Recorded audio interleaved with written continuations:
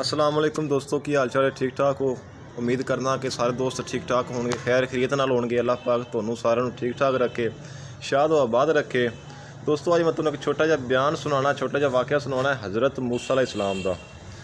हज़रत मूसा अलैहिस्सलाम एक दफ़ा कोहे तूर पहाड़ ते अल्लाह पाक नाल हम कलाम होण जा रहे सन। कई दफ़ा अगे भी हम कलाम होंदे सन, एक दफ़ा फिर जा रहा है जी।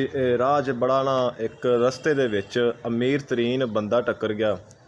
वो कहते कि जी हज़रत मूसा अलैहिस्सलाम कित्थे जा रहे हो अज? उन्हें हज़रत मूसा अलैहिस्सलाम ने फरमाया जी मैं अज अल्लाह पाक नाल हम कलाम होने वास्ते जा रहा।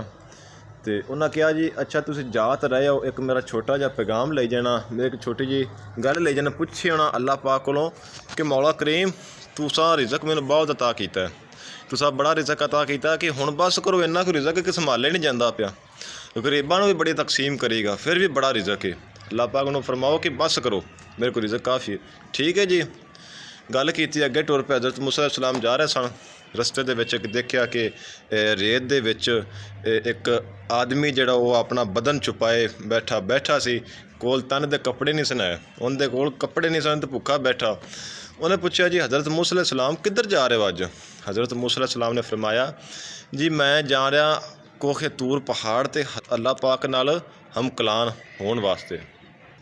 उन्हें कहा जी ठीक है, तो मेरा एक पैगाम ले जाना, छोटी जी मैं तुहानूं गल दसनी। उन्हें किहड़ी? उन्हें भी अल्लाह पाक को थोड़ा जिहा दसना कि एक तुहाडा आदमी, तुहाडा एक बंदा उत्थे रेत दे विच अपने जिस्म नूं कज के ते बैठा होया, उहदे कोल तन दे कपड़े भी नहीं हैगे, तो अल्लाह पाक नूं दस फरमाना कि उन्होंने भी कुछ अता कर दो।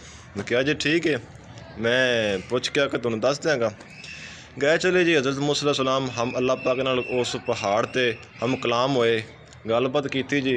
और जी वापसी आ रहे सन, वही बंदा उन्होंने टक्कर गया जरा रेत दे विच अपना बदन छुपाए बैठा सी। उन्हें कहा जी हज़रत मूसा अलैहिस्सलाम पूछया जी मेरी गल जो दसी? उन्हें हाँ दसिया जी। पूछया सी मैं, अल्लाह पाक फरमाते सन कि उस बंदे नूं कहना कि मेरा शुक्र अदा करे। उन्हें कहा जी मेरे को तो है ही शै कोई नहीं, मैं शुक्र की अदा करा?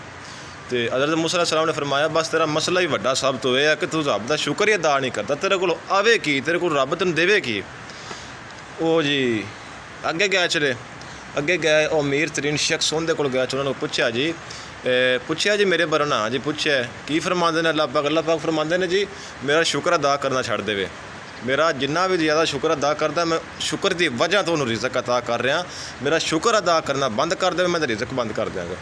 देखो जी बड़ी वड्डी गल है कि जिहड़ा इंसान अल्लाह का शुक्र अदा करता अल्लाह पाक उन्होंने इन्नियां कोई नेमतां अता करता जिंदा कोई सुर हिसाब ही नहीं हैगा। तो इस वास्ते तुसी जिहड़े भी हाल च होवो ना, जिहड़े भी हाल च होवो, जिहड़ी भी कंडीशन च होवो, हर हाल च अल्लाह पाक दा शुक्र अदा कीता करो कि यार अल्लाह पाक तू जो कुछ भी अता कीता है, तू बिस्तर दिता है, तू घर दिता है, तू खाण रोटी दिती, मौला तेरा लख लख शुक्र है। हर हाल दे विच जिहड़े हाल च भी अल्लाह दा शुक्र अदा करो।